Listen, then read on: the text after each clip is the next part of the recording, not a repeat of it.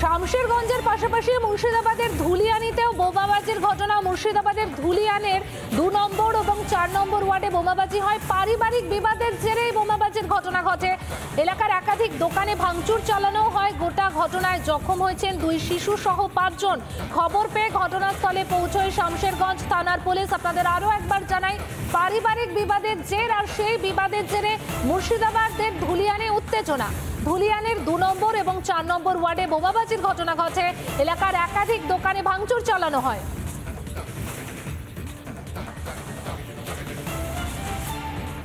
প্যানশাল কোর্টের পাশের যে একটি বিল্ডিং, সেই বিল্ডিংয়ে অগ্নিকাণ্ডের ঘটনা ঘটেছে। ভোরবেলায় 4:30 নাগাদ এই অগ্নিকাণ্ডের ঘটনা ঘটে। কাকে নোটিশ করেছে সেটাও জানি না। যদি নোটিশ করে থাকে তাহলে আমি দেখব, আর যদি নোটিশ না করে থাকে, আমাদের নোটিশে এখন বর্তমানে এসে থাকে, সেটা যে আইনের ব্যাপার আছে সেগুলো হবে। একটা দমকল মন্ত্রী হয়ে সে যদি না জানে যে এলাকায় বা পশ্চিমবঙ্গে কত বিল্ডিং আছে, যেটা পুরনো হওয়া সত্ত্বেও অগ্নি নির্বাপন ব্যবস্থা নেই, দ্যাট ইজ হিজ অপদার্থ and he should step down.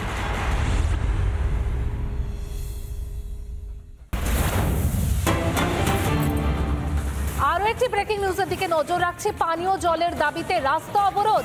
কুলটির শাকতরিয়া এলাকায় অবরোধ। পুরসভার ইঞ্জিনিয়ারকে ঘিরে বিক্ষোভ স্থানীয়দের।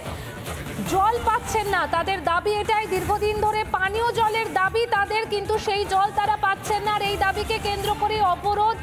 আপাতত ট্যাঙ্কারের মাধ্যমে জল সরবরাহ করা হবে, এমনটাই আশ্বাস দেওয়া হয় এবং আশ্বাস পেলে অবরোধ ওঠে। পানীয় জলের দাবিতে অবরোধ। কুলটির শাকতরিয়া এলাকায় চলে অবরোধ। পুরসভার ইঞ্জিনিয়ারকে ঘিরে বিক্ষোভ।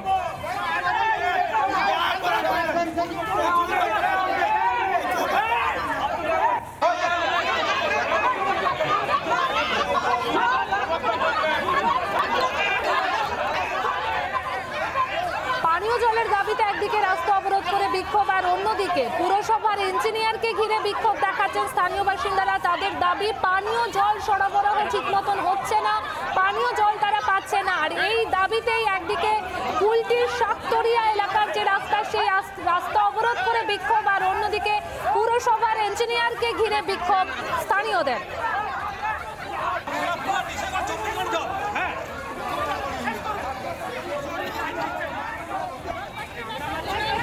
কবে থেকে? 3 মাস থেকে জল পাচ্ছি না। জল না থাকলে কি করে হবে? একবেলা যদি জল দিতে তো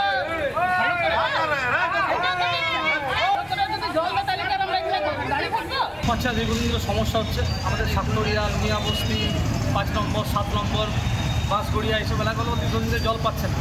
একটা ভাল্ব লিক ছিল, সেই ভাল্ব লিকের জন্য ট্যাঙ্কিতে পর্যাপ্ত জল উঠছিল না। আজকে ইঞ্জিনিয়ারের সঙ্গে কথা বলা হয়েছে, আমাদের কন্ট্রাক্টরের সঙ্গে কথা বলা হয়েছে, টিআইসির মধ্যস্থতায় বসে একটা কথা বলা হলো। কালকের লেবার আসবে, লিকের কাজ কালকে সারা হবে। জলের টাইমিংটা 8 ঘন্টা করে আরও বাড়ানোর কথা বলা হয়েছে, 2 ঘন্টা করে। জলের টাইমিংয়ের সমস্যা হচ্ছে, অন্য পাড়ায় এসে ভালটাকে বন্ধ করে দিচ্ছে। এই ভালটা বন্ধ করে দেওয়ার জন্য আর জলটা যাচ্ছে না, সে তারা গায়ের জোরে ফিজিক্যালি বন্ধ করে দিচ্ছে। এই প্রথম দিন হয়েছে, এটাকে আমার হায়ার অথরিটিকে আমায় জানাতে হবে। লিগ্যাল কানেকশান আমাদের হায়ার অথরিটিকে আমার জানানো আছে। এইখানে কে করছে, কী করছে, সেগুলোও আমাদের জানানো আছে অফিসকে। ঠিক আছে, আমি যথেষ্ট পরিমাণ চিঠিও করেছি, যথেষ্ট পরিমাণ আটকাবার চেষ্টা করেছি। হ্যাঁ, ইলিগ্যাল কানেকশান হচ্ছে, কিন্তু ইলিগ্যাল কানেকশান কাটাবার জন্য কমিশনার সাহেবকে বারবার বলার পর কমিশনার সাহেব একটি নতুন রুল বার করেছেন। যারা লিগ্যালাইজ করতে চান কানেকশানগুলোকে, তারা 10,000 টাকা করে জমা করুক, হোল্ডিং ট্যাক্স সমেত, তাদের লিগ্যালাইজ হয়ে যাবে। আদারওয়াইজ তাদের উপর কমিশনার সাহেবই যা স্টেপ নেওয়ার নেবে। অভিযোগ তো যে কেউ করতে পারে, যে অভিযোগের জন্য প্রমাণ চাই, প্রমাণ যদি দিতে পারে, আমি ইলিগ্যাল কানেকশন করেছি, আমি নিজে রিজাইন দিয়ে দেবো কাজ। এই মুহূর্তে আরও একটি ব্রেকিং নিউজের দিকে নজর রাখছি। বারাসত দত্তপুকুরের পর শিশু চুরির সন্দেহে এক যুবতীকে মারধর অশোকনগরে। এর আগে আমরা দেখেছি বারাসতের কাজীপাড়া, সেখানেও ছেলে ধরার সন্দেহে মারধর করা হয়। এবার অশোকনগরে মারধর করার ঘটনায় শিশু চুরির সন্দেহে এক যুবতীকে মারধর করা হয়। মারধরের ঘটনায় 14 জনকে গ্রেপ্তার করেছে অশোকনগর থানার পুলিশ। বারাসত দত্তপুকুরের পর ছেলে ধরার সন্দেহে অশোকনগরে মারধর। শিশু চুরির সন্দেহে এক যুবতীকে মারধর করা হয়। মারধরের ঘটনায় ইতিমধ্যেই 14 জনকে গ্রেপ্তার করা হয়েছে। গ্রেপ্তার করেছে অশোকনগর থানার পুলিশ। এর আগে আমরা দেখেছি বারাসতের কাজীপাড়া, যেখানে শিশু চুরির সন্দেহে 3 জনকে মারধর করা হয়, রীতিমতন গণধোলাই স্থানীয়দের।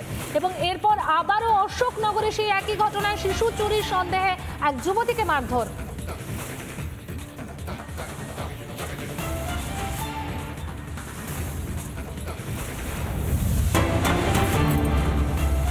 এবার একটু নজর রাখতে হচ্ছে বীরভূমের লাভপুরের দিকে। সেখানে তৃণমূলের কোন্দল, বাড়ি ফেরার পথে তৃণমূল কর্মী সমর্থকের ওপরে হামলা চালানোর অভিযোগ অপর এক গোষ্ঠীর বিরুদ্ধে।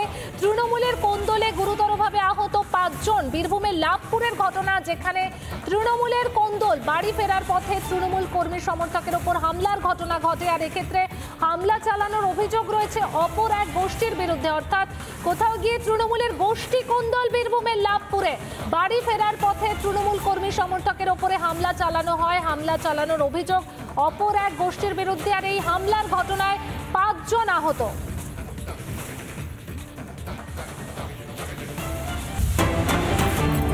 একটি ব্রেকিং নিউজের দিকে। স্কুলের মধ্যেই প্রধান শিক্ষকের হাতাহাতি, প্রধান শিক্ষকের সঙ্গে অপর শিক্ষকের হাতাহাতি।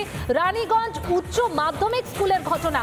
মার খেয়ে আঙুল ভাঙল প্রধান শিক্ষকের মারামারিতে শিখে পঠন পাঠন। স্কুলের মধ্যেই প্রধান শিক্ষকের হাতাহাতির ঘটনা। প্রধান শিক্ষকের সঙ্গে অপর শিক্ষকের হাতাহাতি হয়। রানীগঞ্জ উচ্চ মাধ্যমিক স্কুলের ঘটনা। আর মার খেয়ে আঙুল ভাঙল প্রধান শিক্ষকের। সে এক্সক্লুসিভ ছবি এই মুহূর্তে রিপাবলিক বাংলাতে, যেখানে দেখতে পাচ্ছেন রীতিমতন আঙুলে ব্যান্ডেজ রয়েছে প্রধান শিক্ষকের। আঙুলে চোট পেয়েছেন তিনি। মার খেয়ে আঙুল ভাঙল প্রধান শিক্ষকের। আর শিক্ষকের এই মারামারির জেরে রীতিমতন বন্ধ পঠন পাঠন স্কুলে।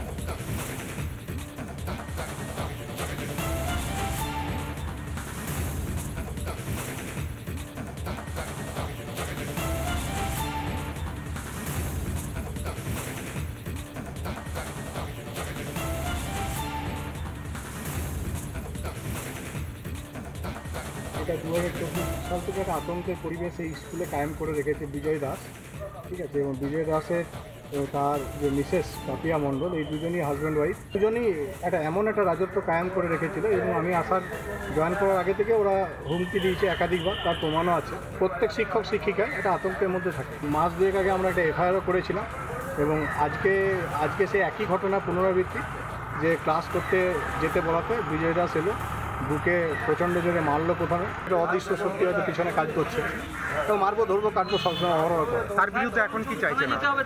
তার বিরুদ্ধে যেটা ন্যায়ের পথে হওয়া উচিত সেটাই হবে কাঙ্ক্ষিত। তাছাড়া এই স্কুলে পঠন পাঠন চালানো আগেও আমি আমার হায়ার অথরিটিকে জানিয়েছি যে আমার পক্ষে দুরূহ হয়ে উঠেছে। দীর্ঘদিন ধরে স্কুলের একটা ইলেকশন নিয়ে আমরা মহামান্য আদালতে কেস করেছিলাম হাইকোর্টে।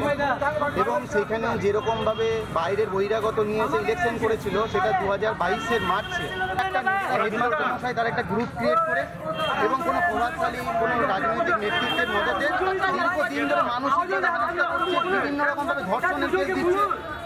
2024-এর মার্চে 2023-এর মার্চে আমার নামে একটা এফআইআর করা হয়েছে।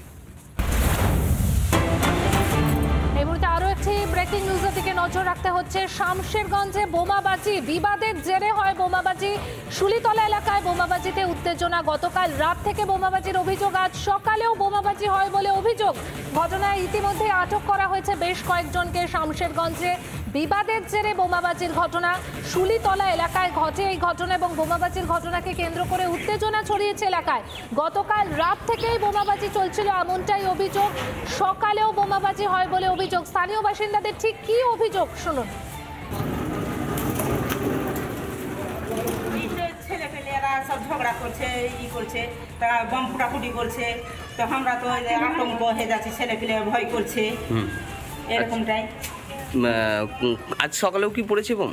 আজকে বোম ফুটে দিচ্ছে। কখন থেকে বোম পড়ছে? এই 8:30 9টা এরকম। আচ্ছা, এই যে বাচ্চা কাচ্চা নিয়ে কি অবস্থায় আছেন আপনারা? তো আমরা তো ঘরের ভিতরে তো সামনে আছি, বের হতে পারি না।